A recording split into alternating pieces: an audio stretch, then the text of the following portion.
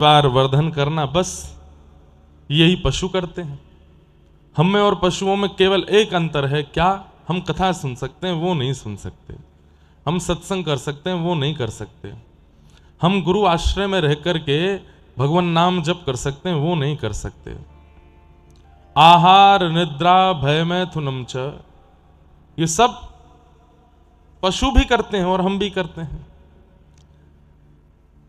हम भी आहार के लिए दिन भर सुबह से निकल जाते हैं। कोई दुकान पे जा रहा है, कोई ऑफिस जा रहा है, कोई किसी के यहाँ जॉब करता है, कोई गाड़ी चला रहा है, कोई हवाई जहाज उड़ा रहा है, कोई ट्रेन चला रहा है, कोई कथा कर रहा है, कोई कुछ कर रहा है। सब सुबह से ही प्रारंभ कर देते हैं। क्यों? आहार के लिए, भोजन मिले हमें।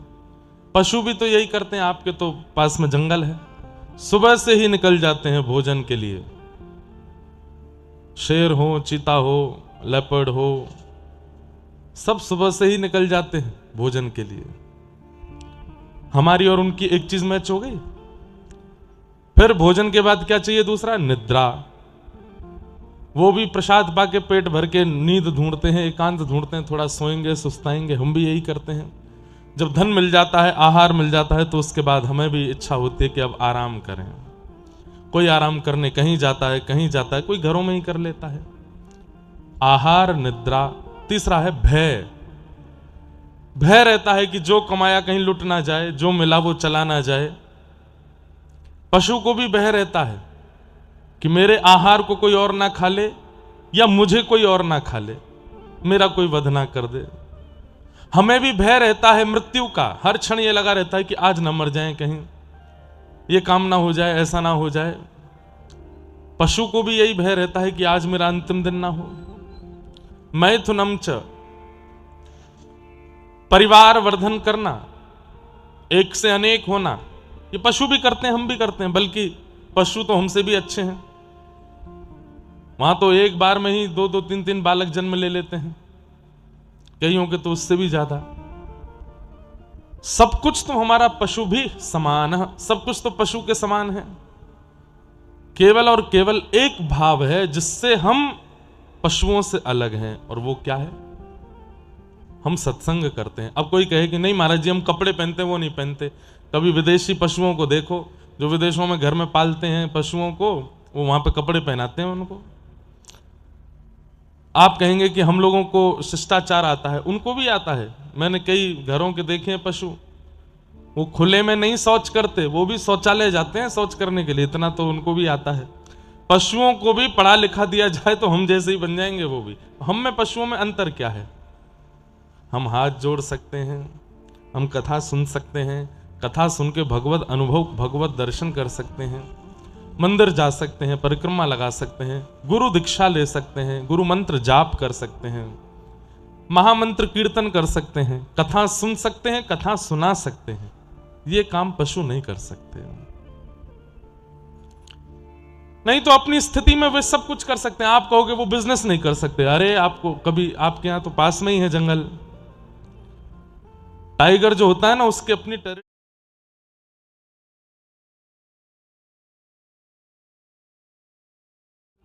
पेड़ पर, और वहां लघु शंका कर देता है। दूसरा टाइगर अगर वहां आएगा तो गंध से पहचान जाएगा कि मेरी टेरिटरी नहीं है, ये किसी और का साम्राज्य है। यदि मैंने इसमें प्रवेश किया तो वो मुझे मार देगा। उनकी भी प्रॉपर्टी होती है, उनका भी वर्चस्व होता है, उनका भी वैभव होता है, उनका भी अपने अपने तरीके का बिजनेस होता है।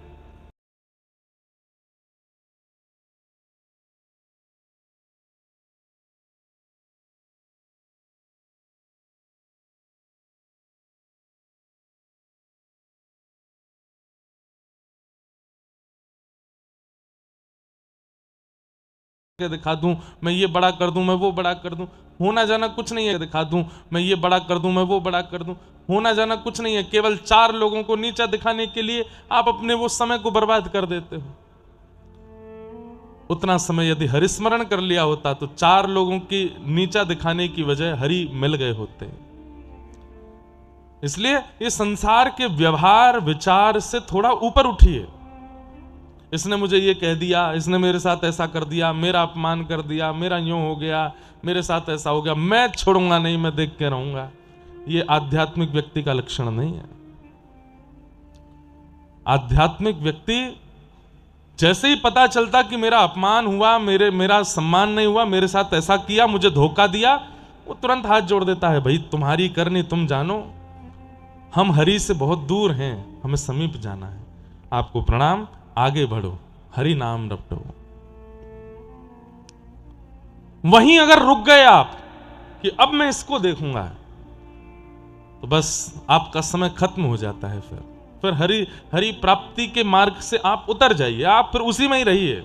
इसको देखना, उसको देखना, इससे मिलना, उससे मिलना, ये लड़ाई करना, यहां पे सम्मान प्राप्त करना, आदि आदि, ये सब में ही जीवन निकल जाएगा। आगे बढ़िए, हरि स्मरण कीजिए। हम कथा वक्ता हैं, व्यासपीठ पर बैठे हैं, सब हमारा सम्मान करते हैं, ऐसा नहीं है। बहुत लोग बहुत बुरा बुरा भी बोलते हैं, बहुत कुछ अनर्गल भी बोलते हैं, जो मन में आता है कह देते हैं। हम नहीं रुकते, हम नहीं ध्यान देते। हमको ठाकुर जी ने व्यासपीठ दी है, पता नहीं कब तक ये गला चल रहा है, कब तक ये शरीर चल रहा है। मैं वहीं रुक करके उन लोगों के समस्याओं का समाधान करता रहूं, उनसे लड़ता रहूं, भिड़ता रहूं, नहीं बढ़ पाऊंगा इस भक्ति पथ पे आगे। इसलिए जो कोई कुछ कहते हैं, हाथ जोड़ के हम आगे निकलते हैं। आपको प्रणाम, आप प्रसन्न रहो। आपकी चाय की स्वाद यदि मेरी निंदा करने में बढ़ रहा है तो और कीजिए। अरे भाई, चाय के साथ मठरी खाई जाती है, कचौड़ी खाई जाती है, कभी कभी दूसरों की निंदा भी खाई जाती है। चाय और बढ़िया लगती है, स्वाद लेते हैं, वो आवाज कर करके चाय पीते ना, उसका तो ऐसा हो गया, उसके साथ तो उसने तो ऐसा कर दिया। महाराज, मठरी धरी विराजी रहती हैं, वो कहती हैं कि हमारा तो नंबर ही नहीं आ रहा है, उसकी निंदा वाली मठरी चल रही है। सुनो, एक चाय और बनाओ, बढ़िया मजा आ रहा है। किसी के रास्ते का सफर कट जा रहा है हमारी निंदा करके, तो अच्छा है ना। गाने नहीं सुन रहा है, फोन गाड़ी में कुछ और नहीं चला रहा, हमारी निंदा करते हुए गाड़ी चला रहा है, बात कर रहे हैं, हंसी कर रहे हैं, ताली बजा रहे हैं, ठीक है, कर लो। मीराबाई, उनको आदर्श मानो। चाहे दुनिया ने जो किया, राणा भेजा विष का प्याला, पीकर मीरा नाची रहे। सास कहे ये तो भई बावड़ी, ननद कहे कुल नाशी रे, पग घुंघरू बांध मीरा नाची रे। उनको फर्क नहीं पड़ा, करते रहो जो आपको करना, कहते रहो जो आपको कहना है। हरि मुझसे बहुत दूर हैं, मुझे उनके समीप जाना है।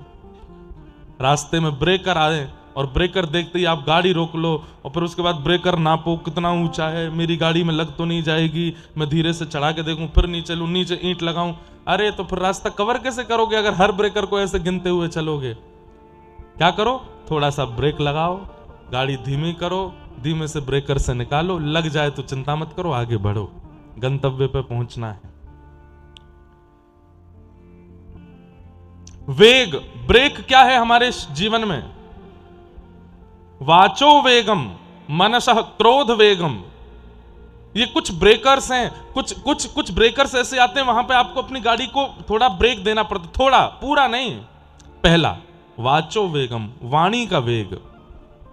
लूली बाई सबसे खतरनाक है, हमारे जीवन को बिगाड़ना, संवारना, सब कुछ एक के हाथ में है, हमारी जीव के हाथ में। हमारी पूरी बायोग्राफी सामने वाले को पता चल जाती है हमारे 10 मिनट के उद्बोधन से। हम कैसे शब्दों का प्रयोग कर रहे हैं, कितने ऊंचे स्वर का प्रयोग कर रहे हैं, किस प्रकार से किस बात को कैसे कह रहे हैं, हमारी वाणी से पता चल जाता है। व्यक्ति को ज्यादा जांच करने की आवश्यकता नहीं, आपकी वाणी बता देती है कि आप कैसे हो। इसलिए इस पर थोड़ा कंट्रोल रखो, कम बोला कीजिए, कम बोला कीजिए। ये हमारे सूत्र हैं, लिख लीजिएगा। आज के बाद कल से थोड़ा वार्तालाप थोड़ी कम करो। किसके घर में क्या हुआ, किसने क्या किया, सब जगह सुनना बोलना क्यों जरूरी है? अगर आपको कोई कह भी देना कि हो रहे हो, तुमको पता कथा के बीच में किसी ने ऐसे ऐसे कहा, भैया सुनो, जय हो आपकी, हम जा रहे हैं, उठ के चले जाओ, नहीं सुनो आगे, क्योंकि सुनोगे तो बोलोगे, और बोलोगे तो सब बिगड़ेगा। वाचो वेगम, अपनी वाणी पर वेग लगाओ। मनः वेगम, मन पे वेग लगाओ। बार बार कचौड़ी दिखी, जलेबी रुकी, तुरंत खाने बैठ गए, नहीं, मन पे थोड़ा नियंत्रण करो। क्रोध वेगम, वाणी में वेग, मन पे वेग, क्रोध पे वेग। क्रोध, छोटी छोटी बात पर क्रोधित मत हुआ कीजिए। एक बात बोलें, हमारे शास्त्र आज्ञा करते हैं कि काम जो होता है ना, अगर व्यक्ति कामी है तो कई बार कामी व्यक्ति का स्वरूप से पता नहीं चलता कि ये कामी है। तो बोले फिर कैसे पता चलता है? बोले अत्यंत क्रोध इस बात का प्रमाण है कि इस व्यक्ति के अंदर काम भी बहुत है। इसलिए काम देव है, उसको राक्षस मत बनाओ। अगर आपका क्रोध बहुत हाइपर एक्टिव हो, बहुत भयंकर गुस्सा आता है, तोड़ फोड़ मचाने लगते हो, चिल्लाने चीखने लगते हो, 2 मिनट में रिएक्शन करने लगते हो, इसका मतलब क्या है? मन शुद्ध नहीं है, मन में काम है और वो राक्षस बन चुका है। क्रोध पर थोड़ा नियंत्रण करो। और जब व्यक्ति वाणी पर वेग लगाएगा, मन पर वेग लगाएगा, तो क्रोध अपने आप लगता है। जिसका मन पर वेग नहीं है, वेग समझ रहे हैं ना, वशीकरण, जिसका मन पर वश नहीं है, अपनी जिह्वा पर वश नहीं है, वो क्रोध पर कभी विजय नहीं प्राप्त कर सकता। उसका क्रोध बढ़ता ही रहेगा, उसका टेम्पर हाई होता ही रहेगा। और आध्यात्मिक व्यक्ति क्रोधी अच्छा नहीं है। आध्यात्मिक व्यक्ति का स्वरूप कैसा होना है? शीलवान, शांत, सौम्य, दीन। ये आध्यात्मिक व्यक्ति का लक्षण है। उसकी उपस्थिति से पता चल जाए कितना शील है इसके अंदर, कितना धैर्य है इसके अंदर, कितना शांत है ये। समुद्र किनारों पर भले ही लहरें प्रकट करता हो, 4 किलोमीटर भीतर जाके समुद्र को देखिएगा, ऐसे भी नहीं हिलता पानी, बिल्कुल स्थिर रहता है। और गहराई 100 फीट, 150 फीट, 200 फीट गहरा है, लेकिन शांत है। तो आध्यात्मिक व्यक्ति सौम्य होता है, शीलवान होता है, धैर्यवान होता है, शांत होता है, बहुत कम बोलता है। हम कथा से पहले, कथा के बाद 1 घंटे का मौन रखते हैं। वो बात अलग है कि हमारे परिकर के लोग ऐसे हैं कि वो समझ ही नहीं पाते हमारा इशारा, तो हमको बोलना ही पड़ता है। अब तो हमको लगने लगा वो जानबूझ के नहीं समझते हैं। लेकिन मौन रहो, आपको अनुभव होगा कितना अच्छा लगता है मौन रहने में, शांत रहने में। लेकिन मौन रहने का मतलब यह नहीं कि साथ में डायरी पेन लेकर के चलो, जिससे जो बोलना है लिख लिख के बोलते ही जा रहे हो। मौन का मतलब मौन ही है। फिर मन से भी मौन रहिए। कई बार आप वाणी से मौन हो जाते हैं, लेकिन आप अंदर ही अंदर बोलते रहते हैं, नहीं, वो मौन नहीं होता।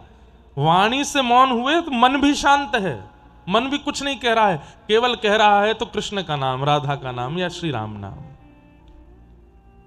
उस समय बोले ना। हाँ, कोई बहुत जरूरी बात आ जाए, बहुत जरूरी काम आ जाए, आपको निर्णय देना पड़ेगा, तो आप लिख करके निर्णय दे दिया कीजिए।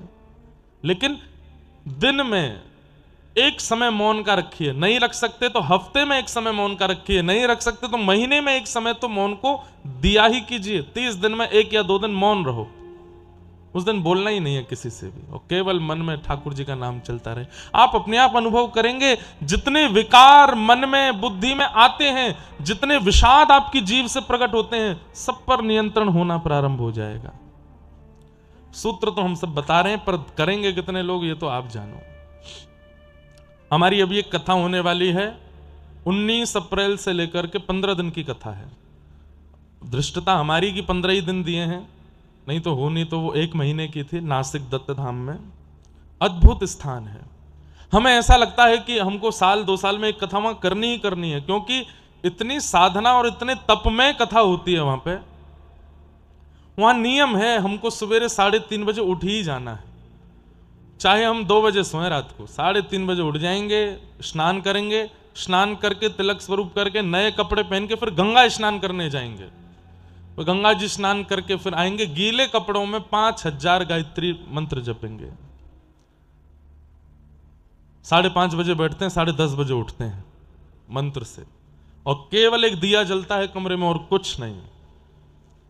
किसी का स्पर्श नहीं कर सकते, कोई हमें छू नहीं सकता, हम किसी को नहीं छू सकते, सिले हुए वस्त्र नहीं पहनेंगे, क्षोभ क्रिया कुछ करेंगे नहीं, बोल किसी से सकते नहीं, मौन रहेंगे। 10:30 बजे जब अपने जप से उठेंगे, फिर से स्नान करने गंगा जी जाएंगे। त्रिकाल स्नान है, सुबह दोपहर शाम।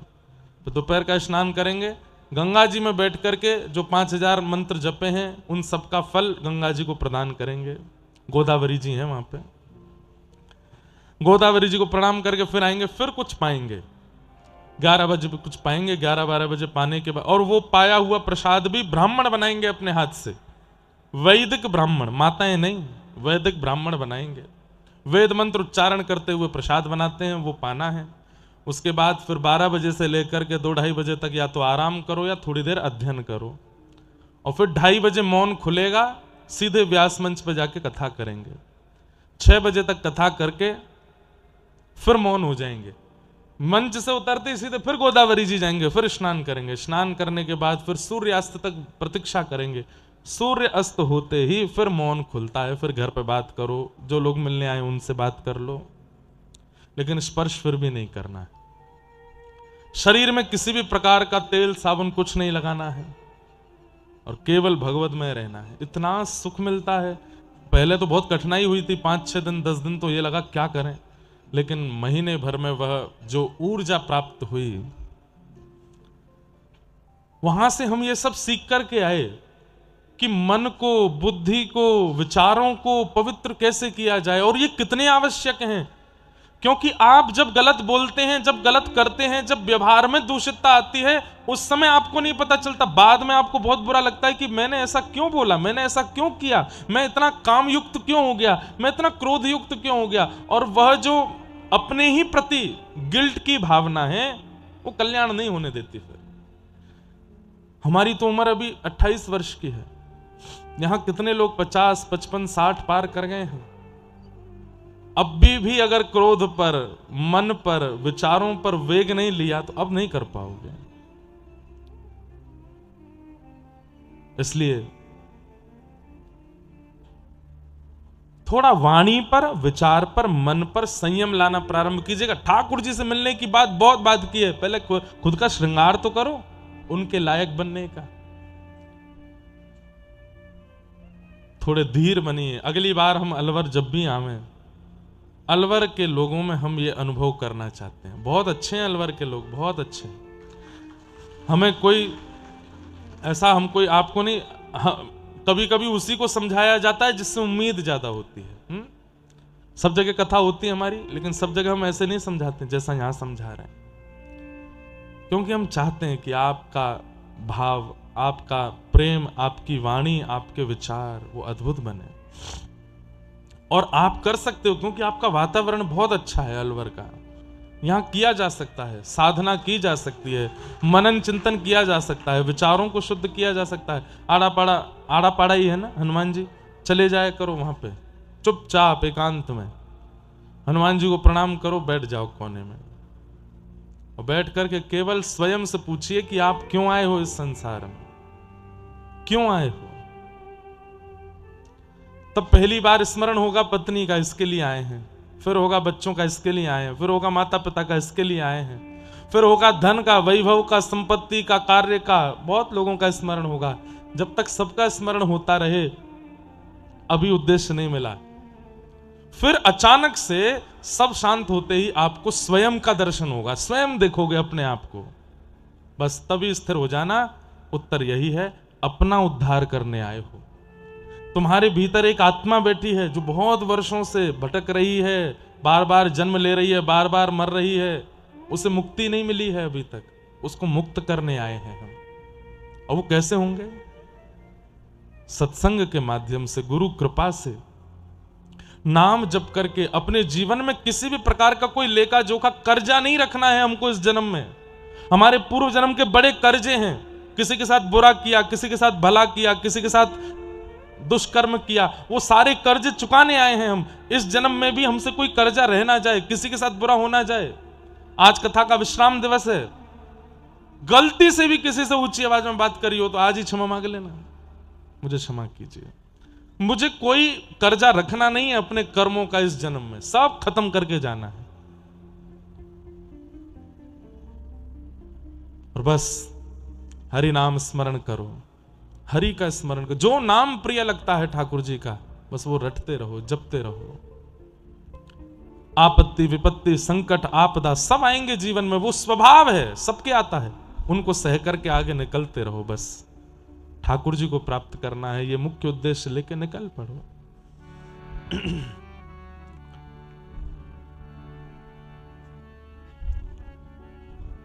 कथा का आज विश्राम दिवस है और जिस समय कथा विश्राम होनी चाहिए थी उस समय तो शुरू हो रही है। 12 बजे हमको विश्राम करनी थी, हमारी 9 बजे का विमान है, रात्रि साउथ अफ्रीका जा रहे हैं, अभी वृंदावन भी जाना है। वहां पर 3 दिन का सत्र डरबन सिटी में है। साउथ अफ्रीका में भारतीय मूल निवासी बहुत कम है, अन्य विदेश के देशों के अलावा अमेरिका में बहुत है, कनाडा में बहुत हैं, ऑस्ट्रेलिया, न्यूजीलैंड, लंदन, सब जगह खूब हैं, पर साउथ अफ्रीका में बहुत कम भारतीय मूल निवासी हैं। बिल्कुल दक्षिण में जाकर के पड़ता है, तो वहाँ बहुत कम है और हिंदी बहुत कम समझते हैं। जो मूल निवासी वहाँ भारतीय रहते भी हैं वो हैं जो वर्षों पहले चले गए। अब ज़्यादा भारतीय लोग अफ्रीका, साउथ अफ्रीका जाते भी नहीं, तो चंद लोग हैं वहाँ पर, उनके बीच में कुछ सत्संग चर्चा है, उसके लिए जाना है। फिर 2 अप्रैल से हमारी कथा श्री राम लला के चरणों में श्री अयोध्या धाम में प्रारंभ होगी। जिनके भी हृदय में आने की भावना हो, श्री राम लला के दर्शन करने आना और वहीं पर भागवत की कथा होगी, उसको श्रवण कर जाना। 2 से 8 अप्रैल तक वहाँ कथा करेंगे और फिर संभवतः 9, 10, 11 या 10, 11, 12 3 दिन का क्रम हांसी हरियाणा, वहाँ पर 3 दिन का भक्त चरित्र है। उसके बाद अहिल्या बाई नगर, संभवतः पूर्व नाम उसका अहमदनगर था, अब अहिल्या बाई नगर है, महाराष्ट्र में। सनी सिग्नापुर एक स्थान है, पता नहीं आपने नाम सुना कि नहीं, वहां पे घरों में गेट नहीं होते। सनी सिग्नापुर के पास में है अहिल्याबाई नगर।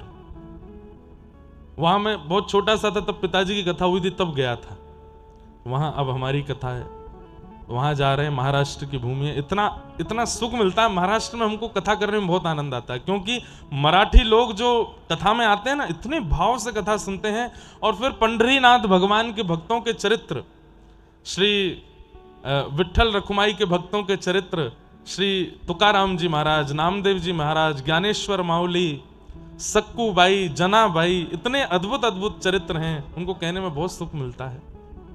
उसके बाद फिर 19 अप्रैल से नासिक में कथा है, फिर बंबई में कथा है, फिर लंदन में कथा है, उसके बाद नेपाल के मुक्तिनाथ में कथा है। जैसे हमारे भारत में बद्रीनाथ है, ऐसे ही नेपाल में श्री मुक्तिनाथ है। बद्रीनाथ से भी ऊंचाई पर हैं मुक्तिनाथ, जहां शालिग्राम भगवान प्रकट होते हैं। दामोदर कुंड से थोड़ी नीचाई पर ही श्री मुक्तिनाथ भगवान का मंदिर है, पहाड़ों पर ऊपर है।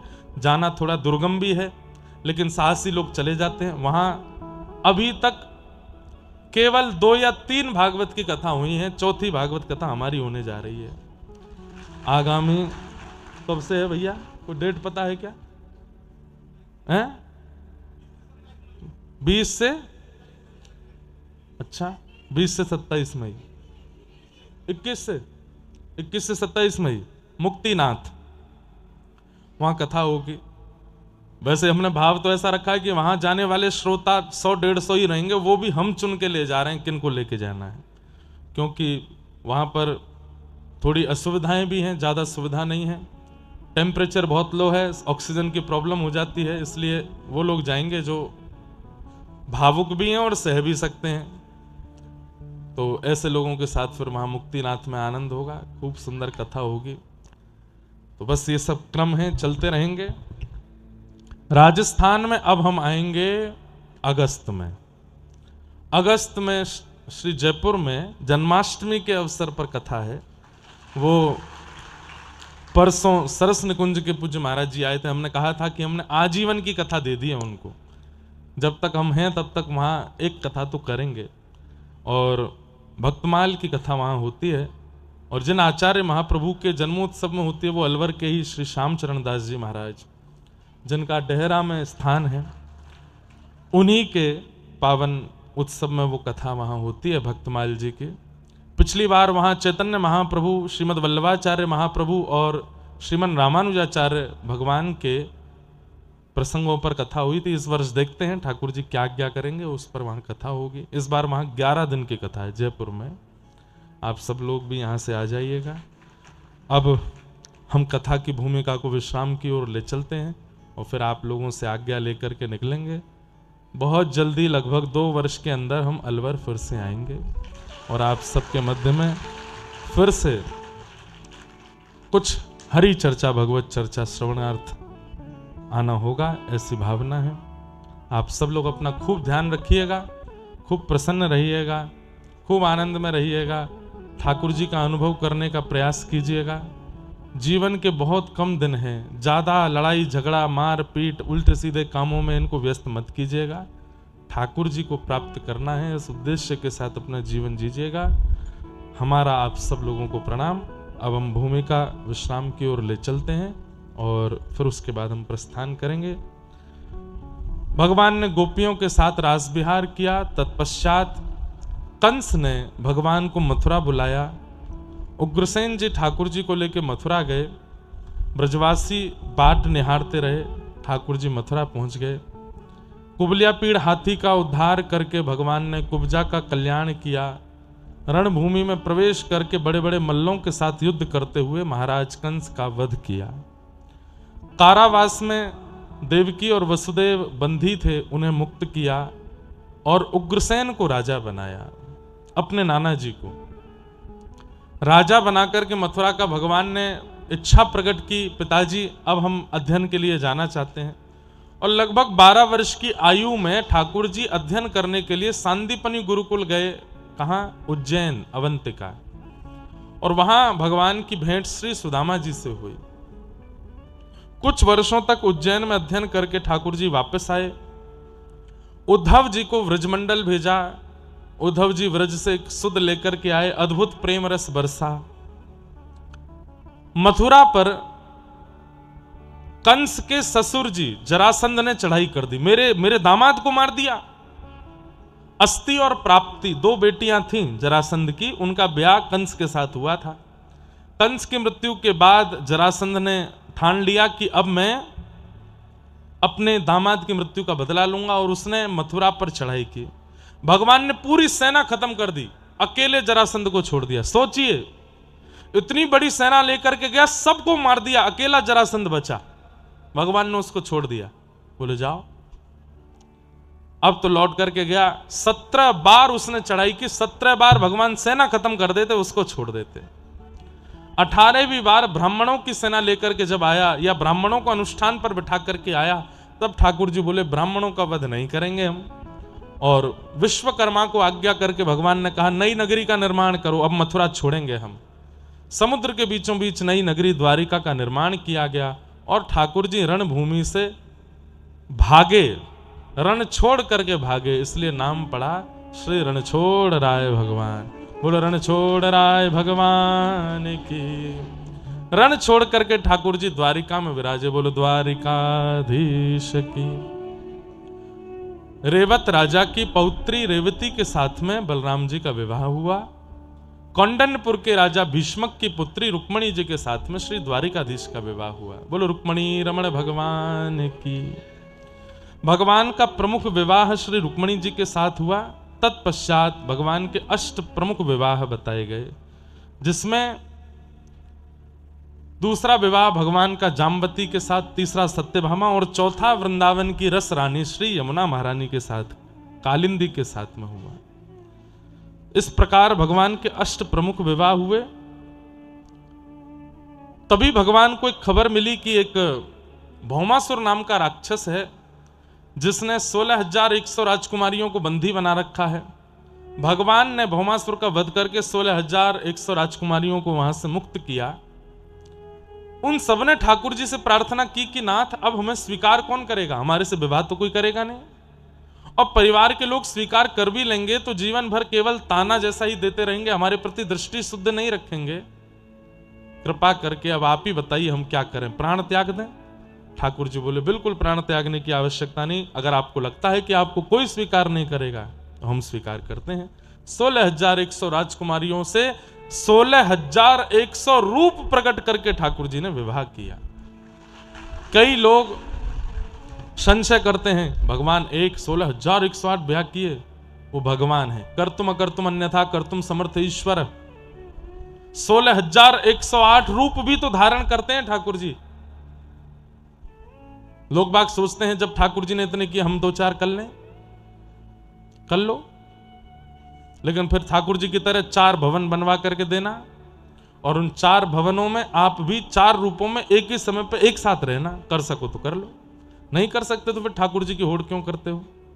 हम लोग बड़े चतुर हैं, जहां पे हमारे फायदे की बात आती है तो हम कहते हैं ठाकुर जी ने किया तो हम भी कर लें। ठाकुर जी ने तो विष भी चाटा था 6 दिन की अवस्था में, चाट लो। चलो एक काम करो, भगवान ने तो पूतना के पयोधर का विष पिया था, आप जीभ पे विष रख के देख लो, कुछ घबराहट सी हो तो निकाल देना बाहर, एक बार रख के देख लो। 7 वर्ष के कृष्ण ने 7 कोस लंबा चौड़ा गिरिराज पर्वत उठाया था, आप 1-8 किलो का ही उठा लो। अरिष्टासुर, व्योमासुर, कालिया नाग के फण पर नृत्य किया था, आप कोबरा ही पकड़ के दिखा दो। ठाकुर जी ने तो बहुत कुछ किया है। और चलो ये सब तो क्रियान्वित बात है। महाभारत के युद्ध के मध्य में अर्जुन को जब मोह हुआ, अद्भुत संपूर्ण विश्व के प्रश्नों का उत्तर देने वाली गीता जैसा ज्ञान प्रदान किया, आप थोड़ा सा लेक्चर ही देके दिखा दो। कुछ नहीं कर सकते हो, बस लग रहा है ब्याह किए इतने सारे हम भी कर लें 2-3। हमारे यहां आज्ञा करते हैं संतजन, करणीय राम जी का चरित्र है। करना क्या है जीवन में, जो राम जी ने किया, और कृष्ण चरित्र में कृष्ण जो कहते हैं वो करना है। कृष्ण ने जो किया वो कर नहीं पाओगे आप, इसलिए कृष्ण की वाणी प्रधान है, राम जी का चरित्र प्रधान है।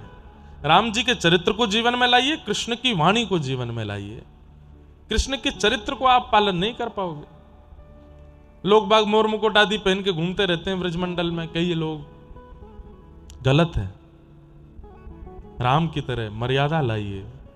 शरीर कैसा हो, जीवन कैसा हो, राम जी जैसा, विचार कैसे हो, कृष्ण जैसे। भगवान ने 16,108 ब्याह किए। राजा नृण को भगवान ने कृपा की। नारद जी भगवान की गृहचर्या देखने आए, ठाकुर जी की दिनचर्या का वर्णन किया। राजसूय यज्ञ से पूर्व जरासंध का उद्धार करा करके पांडवों का यज्ञ पूर्ण किया। सूर्य ग्रहण के समय भगवान ने कुरुक्षेत्र में जाकर के दिव्य यज्ञ किया। वहां पर व्रज और द्वारिका का 100 वर्ष बाद मिलन हुआ। ब्रज से निकलने के 100 वर्ष बाद आज ठाकुर जी, नंद बाबा, यशोदा मैया, मधुमंगल, श्रीदामा, तनसुका, मनसुका, धनसुका, रोहिणी आदि आदि सबसे भगवान मिले, किशोरी जी से भी मिले 100 वर्ष बाद। बहुत सुंदर प्रसंग है वो।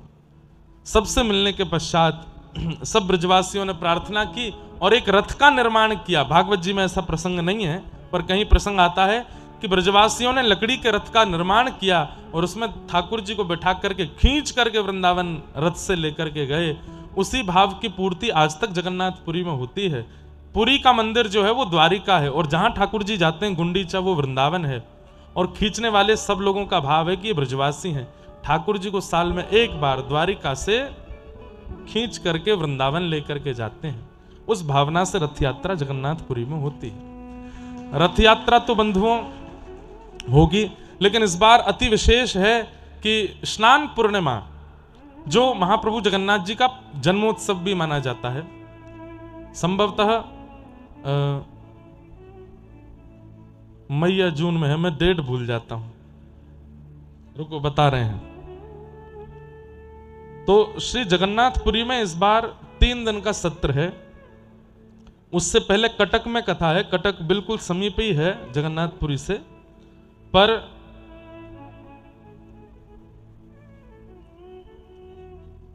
बीस से 26 जून कथा है कटक उड़ीसा में, जो कि आधा घंटे की दूरी पर है जगन्नाथपुरी से।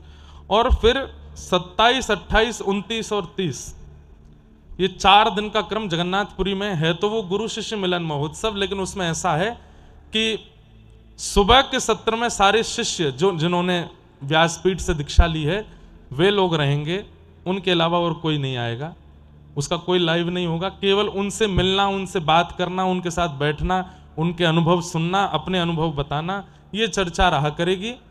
और उसके बाद मध्याह्न समय में सबके लिए द्वार खुला करेंगे और श्री जगन्नाथ रस कथा वहां होगी 4 दिन तक, 27, 28, 29 और 30 श्री जगन्नाथ। उसी बीच में जगन्नाथ जी की स्नान पूर्णिमा है, जिसमें जगन्नाथ जी 100 कलशों से स्नान करते हैं, फिर उसके बाद बीमार पड़ जाते हैं।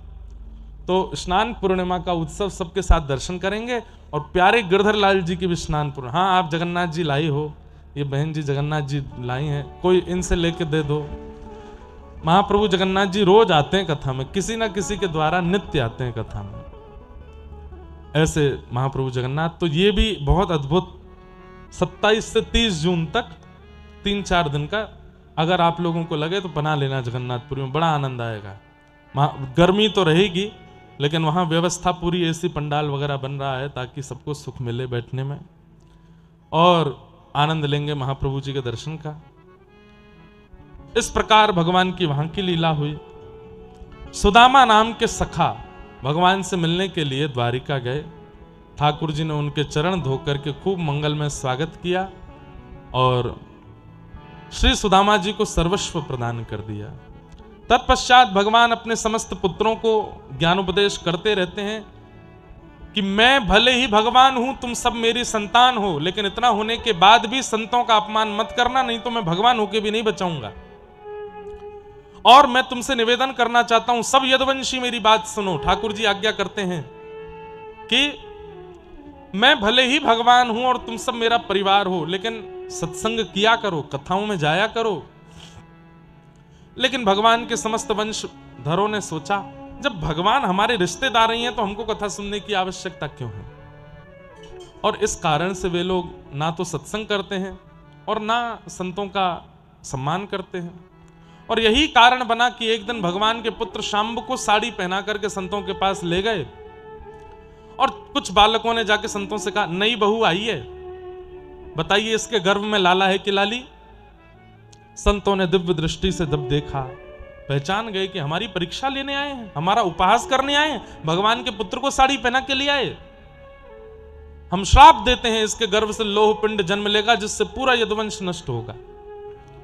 साड़ी उतार करके जब देखा तो यहां एक लोह पिंड रखा था, उसे काट करके समुद्र में फेंक दिया, घिस करके समुद्र में डाल दिया। लेकिन समुद्र की लहरों से वो समस्त कण द्वारिका के कोने में आकर के एरका नाम की विषैली घास बन गए। और एक दिन यदुवंशियों में किसी बात को लेकर, छोटी बात को लेकर नोक झोंक हुई, और नोक झोंक विशाल युद्ध में परिवर्तित हुई।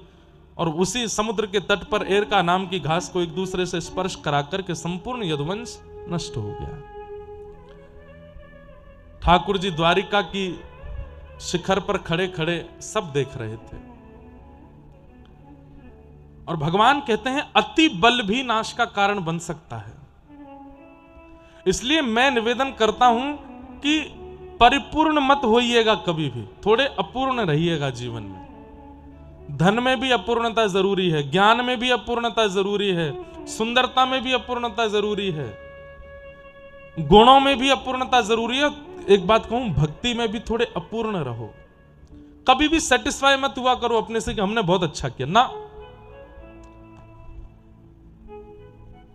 हाँ, बहुत ज्यादा हाथ पैर मत छिटको कि मुझे और चाहिए और चाहिए, लेकिन उससे संतुष्ट मत हुआ करो, ठीक है।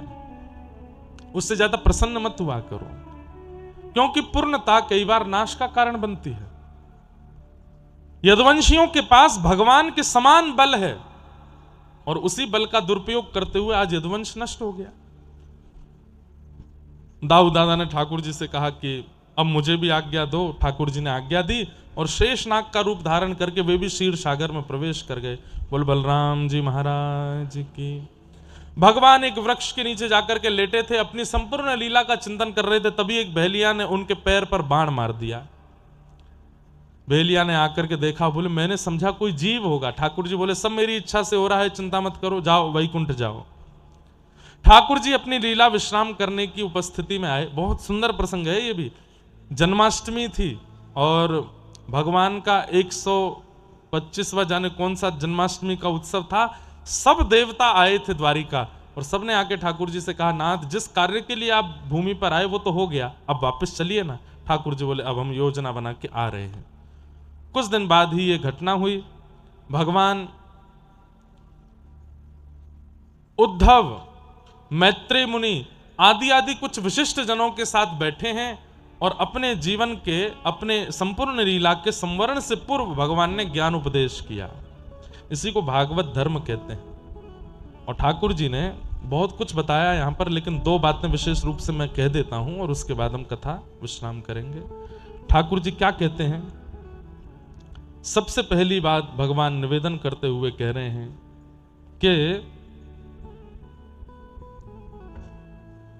कायेन वाचा मनसेन्द्रियैर्वा बुद्ध्यात्मना भानुषितस्वभावात् करोमि यत् सकलं परस्मै नारायणायेति समर्पयेत।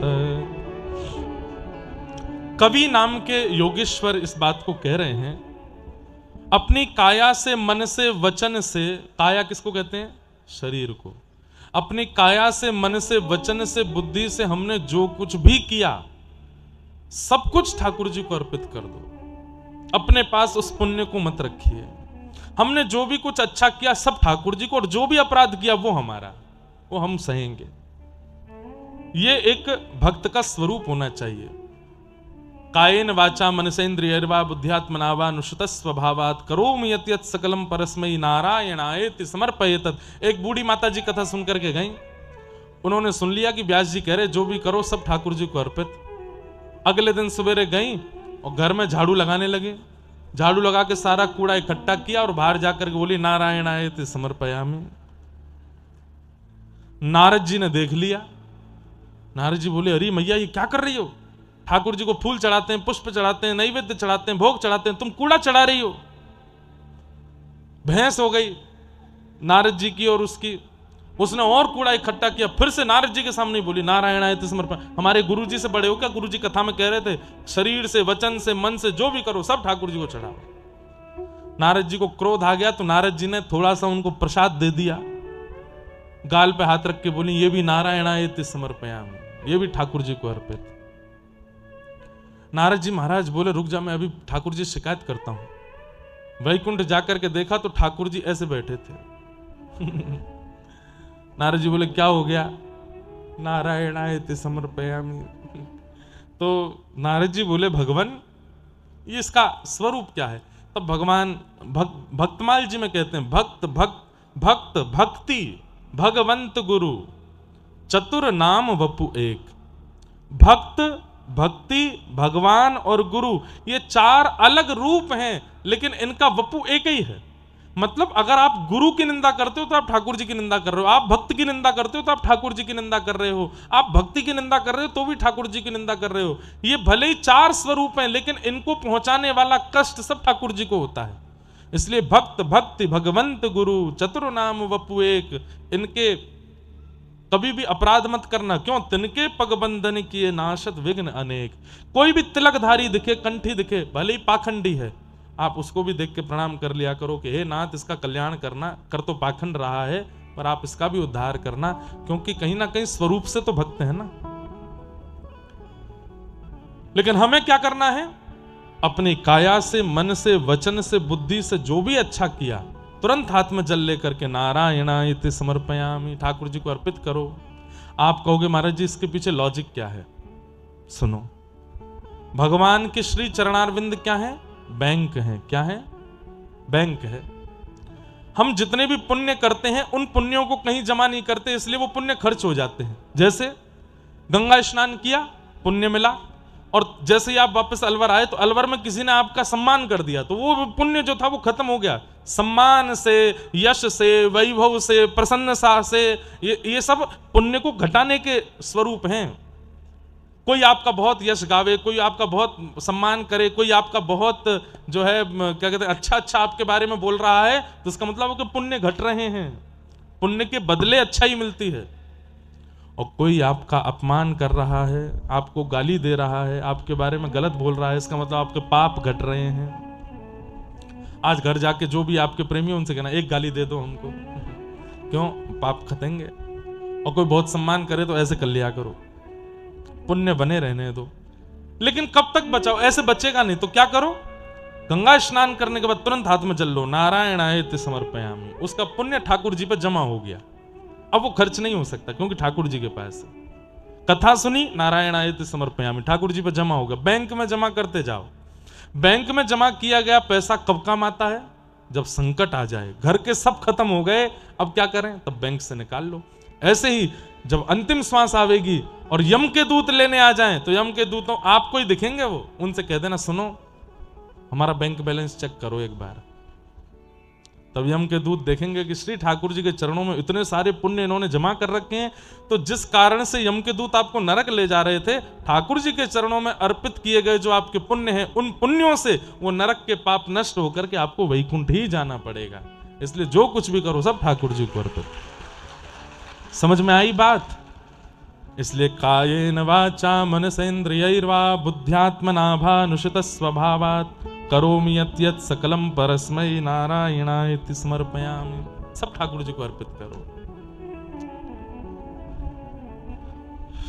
दूसरी बात, करेंगे कितने लोग ये मैं नहीं जानता, मेरा काम बताने का है। सब कर लो तो अच्छा, लेकिन हाँ 4-5 तो करेंगे, ये तो मुझे पता है। दूसरी बात क्या है? खम वायु यज्ञिम शलिलम महिम च ज्योतिम से सत्वानि दृशो द्रुमादिन सरित समुद्रांश्च हरे शरीरम यत्किंच भूतम प्रणमेत अनन्यम। अपनी आंखों के आगे दिखने वाली हर वस्तु में ठाकुर जी का अनुभव करो। इसमें भी ठाकुर जी हैं, एसी में भी ठाकुर जी हैं, पंडाल में भी ठाकुर जी हैं, इसमें भी ठाकुर जी हैं, इसमें भी ठाकुर जी हैं, सब में ठाकुर जी। पर हमारी एक बड़ी विडंबना है, हम मानव लोग लोहे में ठाकुर जी देख लेंगे, एसी में देख लेंगे, जमीन में देख लेंगे, ऊपर मानव में नहीं देख पाते, इंसान में नहीं देख पाते। अरे इंसानों के द्वारा बनाई गई मूर्ति में ठाकुर जी दिख जाते हैं, पर ठाकुर जी के द्वारा बनाई गई इंसान रूपी मूर्ति में क्यों भगवान नहीं दिखते? भगवान दिखेंगे भी नहीं। देखना अगल बगल वाले को, दिख रहे हैं भगवान? देखो एक बार बगल वाले को नहीं दिखेंगे। लेकिन एक काम आप कर सकते हो, उसमें ठाकुर जी भले ही ना दिखें, लेकिन उसमें गुण देखो, अच्छाई क्या है, इसमें भलाई क्या है। इसके 100 दोष हैं, लेकिन मैं अच्छाई ढूंढ के बताऊं इसमें गुण क्या है। ये गुण देखते देखते देखते देखते देखते देखते एक समय ऐसा आएगा, आपको इतने गुण दिखने लगेंगे कि वो गुणवान युक्त होकर के एक दिन उसी में ठाकुर जी दिख जाएंगे आपको। श्याम सुंदर उसमें हैं। आप जितने लोग बैठे हैं, आपके अगल बगल में जितने बैठे हैं, मैं बैठा हूं, मेरे बगल में जो बैठे हैं, सब में ठाकुर जी हैं। पर हमारी दृष्टि इतनी मायावी हो चुकी है कि दिखते नहीं है हमको। दिखेंगे। सबको ठाकुर जी का रूप मान के प्रणाम करो। इस प्रकार भगवान ने ज्ञान उपदेश किया उद्धव को। उद्धव जी ने कहा भगवान अब क्या करेंगे आप? बोले अब मैं लीला पूरी करके जा रहा हूं। तो उद्धव बोले आप चले जाओगे तो हम फिर आपकी याद आएगी तो कहां जाएंगे? ठाकुर जी बोले बताता हूं। भगवान एक दिव्य ज्योति में परिवर्तित होकर आकाश में 7 बार भ्रमण किए और तिरोधाय प्रविष्टो यम श्रीमद् भागवतार्णवम। श्रीमद् भागवत जी में ठाकुर जी आके विराजमान हो गए। उद्धव को आज्ञा कर दी कालांतर में कभी भी मेरा अनुभव करना हो, कलयुग में मेरा आश्रय लेना हो, तो श्रीमद् भागवत जी की कथा सुनना। ये मैं ही हूं, ये मेरा ही स्वरूप है, मेरा सर्वांग सर्वस्व कहां विराजमान है? श्रीमद् भागवत में विराजमान। उद्धव जी बद्रिकाश्रम चले गए, मैत्री मुनि हरिद्वार चले गए। अर्जुन ने जाकर के खबर सुनाई कि ठाकुर जी लीला पूरी करके चले गए। परीक्षित को राज्य गद्दी पर बैठा करके पांडव स्वर्ग को चले गए। पांडव परीक्षित से एक अपराध बना जिसके कारण उनको 7 दिन में मरने का श्राप लगा। सुखदेव जी ने आकर के कथा सुनाई। आज 7वां दिन है। प्रश्न किया त्वम तु राजन मरिष्येति पशु बुद्धिम इमाम जही। तुम मरोगे राजा, ये पशु बुद्धि है, तुम नहीं मरोगे, तुम्हारा शरीर यहां छूटेगा, तुम तो मुक्त हो चुके हो, तुम वैकुंठ जाओगे। तक्षक सर्प ने आकर के परीक्षित का स्पर्श किया, शरीर यहीं छूट गया। उनकी दिव्य आत्मा एक विमान में बैठ करके भगवत धाम को प्रस्थान कर गए। बंधुओं, ये बात माननी पड़ेगी आपको भी और मुझे भी, ये केवल एक कपड़ा है। ये जो है ना, ये हम नहीं है, ये हम नहीं है, ये हम नहीं है, ये हम नहीं है। हम इसके अंदर हैं और ये यहीं छूट जाना है, ये संग नहीं जाना है। इसके रख रखाव और इसके उसमें बहुत ज्यादा ध्यान मत दीजिए। हाँ ठीक है, थोड़ा इसको मेंटेन करके रखो, गाड़ी को मेंटेन करना चाहिए, पर गाड़ी में ही पूरे दिन लगे भय, सुबह से उठ के उसी को चमकाने में लगते हैं, उसी में कभी वो क्या कौन सा ऑयल डलता है, कभी वो ऑयल डाल रहे हैं, कभी पेट्रोल डाल रहे हैं अंदर, उसमें परफ्यूम लगा रहे हैं, उसकी गद्दियों को साफ कर रहे हैं, उसी में थोड़ी लगे रहे। अरे भाई, उसमें बैठ के सफर करो, गंतव्य पर पहुंचो। शरीर गाड़ी है, इसको चमकाने और बनाने में ही मत लगे रहिए। इसमें बैठिए अंदर और गंतव्य के लिए निकलिए। गंतव्य क्या है? श्री हरि के चरणारविंद। वहां पहुंचने का एक ही उपाय है, बहुत ध्यान से सुनिए। ठाकुर जी के चरणों तक पहुंचने का केवल एक उपाय है और वह है मानव शरीर। इसके अलावा कोई नहीं पहुंच सकता, वहां पर कोई नहीं पहुंचा सकता। ये बहुत दूषित है, ये बहुत नारकीय है, पर एकमात्र ये शरीर ही है जो ठाकुर जी तक पहुंचा सकता है। लेकिन लोग इसमें बैठ करके, मतलब वही बात हो गई कि जयपुर से उड़े बंबई के लिए, लेकिन बंबई उतरते ही आपने सीट पकड़ लिया हवाई जहाज की, मैं नहीं उतर रहा, मुझे तो यही अच्छा लग रहा है। अरे तुम बंबई आए हो भाई, उतरो इससे बाहर। इस शरीर केवल एक माध्यम है, इससे नियमों का पालन करते हुए ठाकुर जी की प्राप्ति करनी है। इस भाव में रहिए। राजा परीक्षित भगवत धाम को प्रस्थान कर गए। आदि आदि कथाएं सुनाई गई। अब भागवत जी का अंतिम श्लोक सब लोग 3 बार मेरे साथ बोलेंगे। सब लोग सीधे बैठो। भवे भवे यथा भक्ति, भवे भवे यथा भक्ति, पादयोस्तव जायते, पादयोस्तव जायते, तथा कुरुष्व देवेश, तथा कुरुष्व देवेश, नाथस्त्वं नो यतः प्रभो, नाथस्त्वं नो यतः प्रभो, नाम संकीर्तनं यस्य, नाम संकीर्तनं यस्य, सर्वपाप प्रणाशनो, सर्वपाप प्रणाशनो, प्रणामो दुःख समनः, नामो दुःख समनः, तं नमामि हरिं परम्। तं नमामि हरिं परम्। नाम संकीर्तनं यस्य, नाम संकीर्तनं यस्य, सर्वपाप प्रणाशनं, सर्वपाप प्रणाशनो, प्रणामो दुःख समनः, नामो दुःख समनः, तं नमामि हरिं परम्। नमामि हरिं परम्। नाम संकीर्तनं यस्य, नाम संकीर्तनं यस्य, सर्वपाप प्रणाशनं, सर्वपाप प्रणाशनो, प्रणामो दुःख समनः, नामो दुःख समनः, तं नमामि हरिं परम्। नमामि हरिं परम्। जिन भगवान का नाम संकीर्तन इस संसार में समस्त प्रकार के पापों को नाश करने की योग्यता रखता है, ऐसे प्रभु के नाम को हम बारंबार प्रणाम करते हैं, बारंबार वंदन करते हैं। हरे कृष्ण हरे कृष्ण, हरे कृष्ण हरे कृष्ण, कृष्ण कृष्ण हरे हरे, कृष्ण कृष्ण हरे हरे, हरे राम हरे राम, हरे राम हरे राम, राम राम हरे हरे, राम राम हरे हरे, हरे कृष्ण हरे कृष्ण, हरे कृष्ण हरे कृष्ण, कृष्ण कृष्ण हरे हरे, कृष्ण कृष्ण हरे हरे, हरे राम हरे राम, हरे राम हरे राम, राम राम हरे हरे। राम राम हरे। जय जय श्री राधे, जय जय श्री राधे, जय जय श्री राम। बोल वृंदावन बिहारी लाल, श्री राधा रमण लाल की, श्री राधा वल्लभ लाल की। श्री राधा गिरधर लाल की, जय खाटू नरेश की, जय सब संतन की, जय सब भक्तन की, जय सब विप्रन की, जय अलवर की भागवत कथा की जय जय जय श्री राम। नमः पार्वती पतये हर हर महादेव। पूछ री के लौटा की